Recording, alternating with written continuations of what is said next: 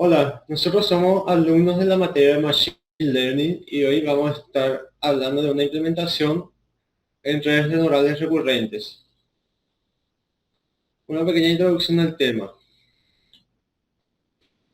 Esta implementación está basado en lo que habíamos hablado anteriormente en el segundo parcial, que son las redes neurales recurrentes.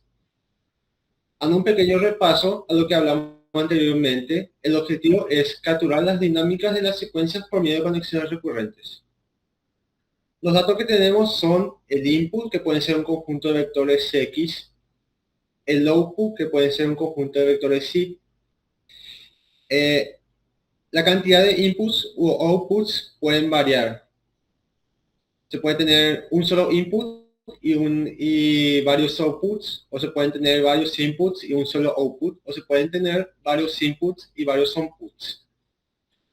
Luego tenemos otro dato importante, clave para las redes neuronales recurrentes, que son las observaciones pasadas, que son un conjunto de funciones de recurrencia H.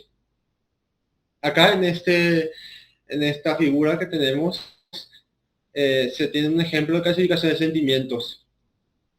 Nosotros tenemos una reseña y una película, y lo que se quiere es clasificar si esa reseña es positiva o negativa. Se tendrían varios inputs, que serían las palabras, y de ahí se estaría determinando cuál es el resultado que la red neuronal va a tirar, si es una reseña positiva o negativa. En la red se muestran qué entradas y qué salidas se obtienen en diferentes instantes de tiempo. Y por medio de la función de recurrencia HT se establece la memoria de la red para tener en cuenta observaciones pasadas en cada instante de tiempo. Esto básicamente es lo que marca la diferencia entre una red neuronal convolucional, ya que gracias a esto la red puede estar acordándose de casos pasados en, en instantes de tiempos anteriores. Para ese trabajo se estará construyendo un modelo autoregresivo para hacer predicciones. Se usará un dataset de series temporales de clima, registrados en la estación de clima del Max Planck Institute en Alemania. Básicamente, este modelo va a estar prediciendo el clima. Una pequeña descripción del dataset. El dataset que utilizaremos es uno que describe el clima con una lectura cada 10 minutos de los siguientes valores. Daytime, que nos sirve para darle secuencialidad a los datos. La temperatura en grados Celsius, que nos dice la temperatura en este momento. Este dato que nos servirá para definir el objetivo en el modelo. Otras características como presión, humedad, velocidad del viento, que nos servirán para obtener una red neuronal con una entrada robusta. Aquí tenemos una tabla con los datos del tiempo con sus características correspondientes. Ok, bueno, el compañero nos acaba de hablar de de los datos que vamos nosotros a procesar.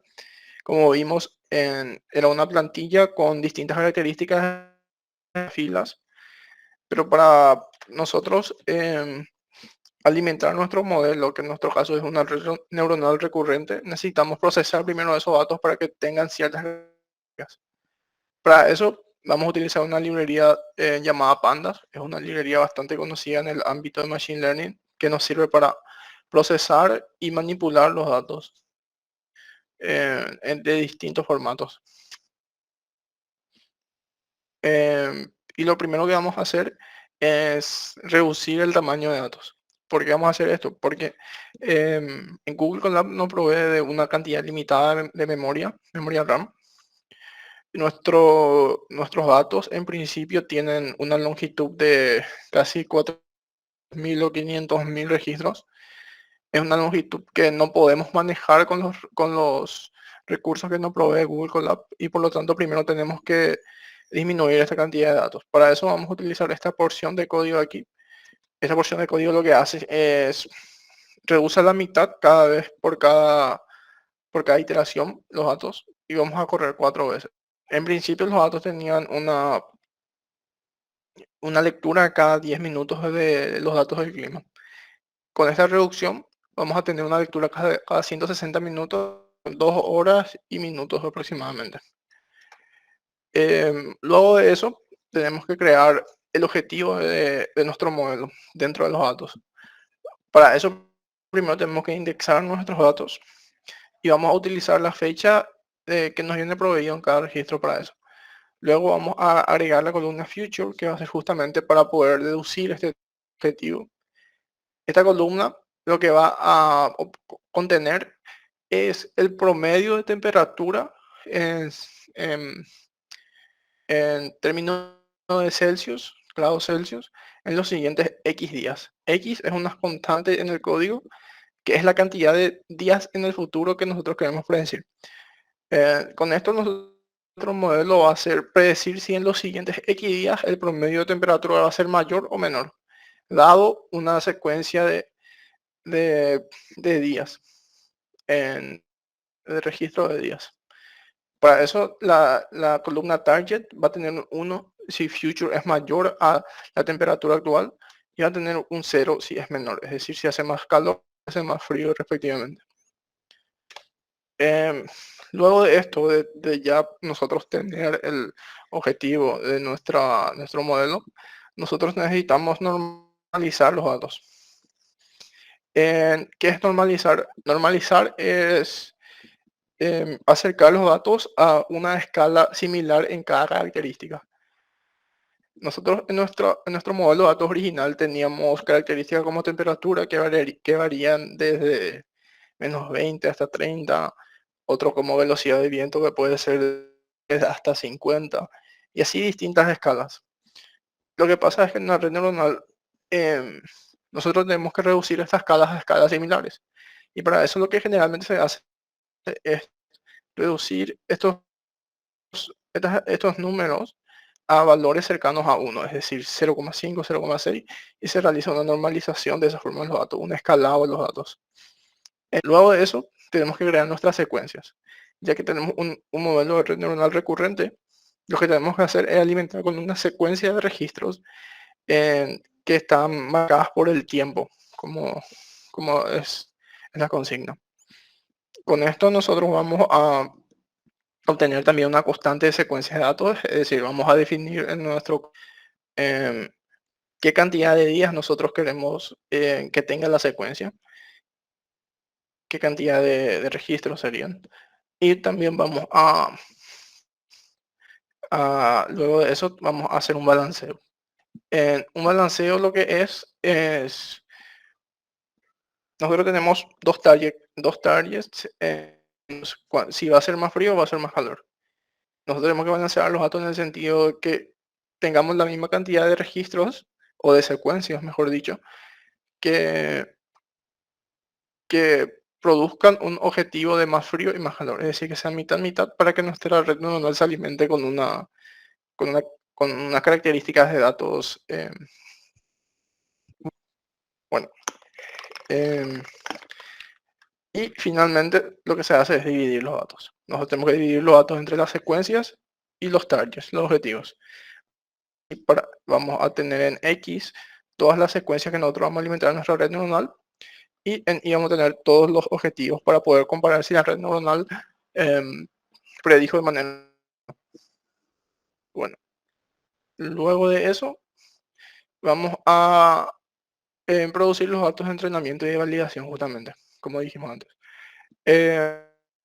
Para eso vamos a utilizar la función que mostramos recientemente, esta, que hace la normalización, las secuencias de balanceo y la división de los datos. Y vamos a obtener dos sets de datos. Dos sets de datos que cada set va a tener las secuencias y sus targets respectivamente.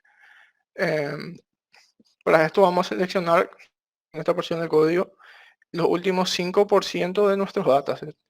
Es decir, vamos a seleccionar el último 5% de secuencias de nuestros datos para como validación. Y vamos a tener nuestros datos de entrenamiento y de validación respectivamente. Bueno, Ahora vamos a hablar de la red neuronal en sí. Primero hablamos del modelo de datos, ya lo hicimos, ya nuestro modelo de datos ya está listo para ser alimentado en nuestra red neuronal recurrente. Ahora vamos a hablar de la red neuronal recurrente. Y esta red básicamente se construye sobre 5 capas. Tenemos en principio 3 capas de red neuronal recurrentes de 128 neuronas cada una. Un dropout de 0,2. El dropout lo que hace es le da una posibilidad de desactivarse a ciertas neuronas dentro de la capa. Esto se hace para motivar la exploración y no la exploración, no la explotación. Es decir, que todos nuestros pesos se configuren correctamente y no solamente un sector que evita que haya un menos sobreentrenamiento. Y una normalización de batch, que es para que los datos se hayan normalizado de cada capa. Luego de eso, luego de las capas de la red neuronal recurrente, vamos a agregar una capa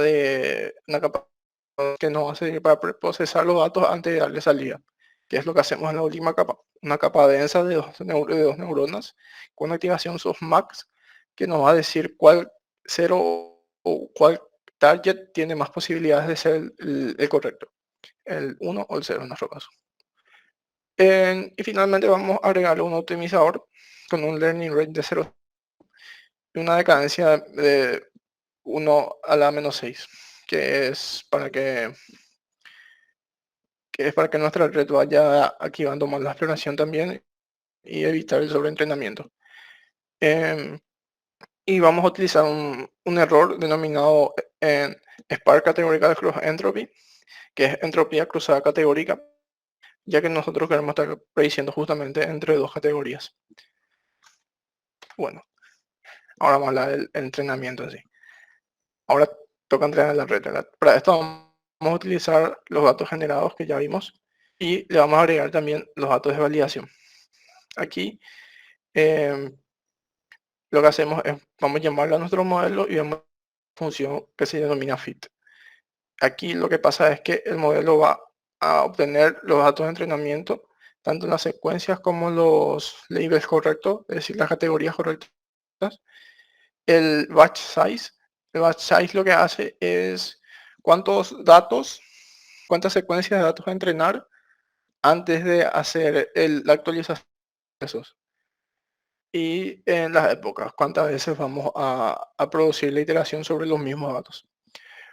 Y finalmente vamos a hacer vamos a pasar los datos de validación para que en cada época, como vemos acá, aquí en principio tenemos nuestra pérdida y nuestra precisión en cada época, y también tenemos nuestra pérdida y precisión en los datos de validación. Para eso nosotros le pasamos ya los datos de validación ahora. Y luego un callback a Tensor Rechamping que nos va a servir más tarde para ver los resultados. Bueno, vamos a ver los datos en sí ahora, el código en sí ahora. Acá tenemos justamente lo que ya mostramos, la construcción del modelo, las distintas capas y las otras capas, ¿no? Y acá tenemos el entrenamiento. Acá vemos que ya terminó de entrenar la red. Y vemos que terminamos con un valor de precisión del 67,45%. Vemos que cómo va creciendo nuestra validación. Acá vemos que decreció un poco. Esto es capaz porque hubo un sobreentrenamiento. Y eso es lo que pasó. Bueno, ahora va a seguir el siguiente compañero para explicarnos un poco más los resultados. Bueno, en esta parte vamos a hablar de los resultados del modelo que mostró el compañero recientemente. Bueno, aquí observamos los resultados obtenidos. Vemos que tenemos una precisión alcanzada de 0,6852 y una pérdida de 0,6257 en validación. Observamos que las dos métricas son congruentes y que la red empieza a sobreentrenarse a partir de la época 9. Bueno, Se comienza a finalizar al final si se puede ver un overfit en esta parte. Entre el 6 y el 8 también los datos comienzan a regularizarse en esta línea que está acá. Los datos comienzan a ser más precisos, pero a partir del 8 hasta el 9 pues, se puede ver así que comienza a haber un sobreentrenamiento. Comienza a ver que incluso la línea va bajando un poquitito para acá. Y lo mismo también pasa con la pérdida. ¿Verdad? Que acá desde el 6 en esta parte, hacia el 8 como va bajando, ahora lo cual es más efectivo. Y después del 8 arriba se va como regularizando otra vez en esta línea. Acá nos conviene que la pérdida sea más baja, ¿verdad? Y bueno, como conclusión podemos decir que en esta demostración se pudieron capturar las secuencias de los modelos hechos utilizando el dataset de series temporales del clima que está registrados en la estación del clima, los cuales necesitamos balancear los datos y reducir los datos, ya que cuanto más larga sea la secuencia temporal a analizar, mayor será el número de capas que se deben desarrollar. Pudimos realizar, gracias al balanceo y a la reducción de los datos, pudimos realizar las predicciones, las cuales pudimos ver que cómo se comportaban en las gráficas que acabamos de mostrar. Bueno, el potencial de este método es muy grande, la verdad, pues con una gran cantidad de datos que existen en la actualidad, se necesitan bastantes secuencias para ser precisas los análisis entre esos.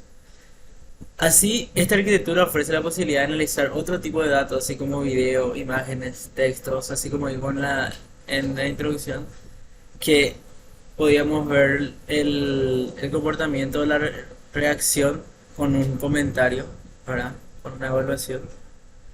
Y también podemos analizar conversaciones o incluso secuencias de ADN. Y gracias por su atención.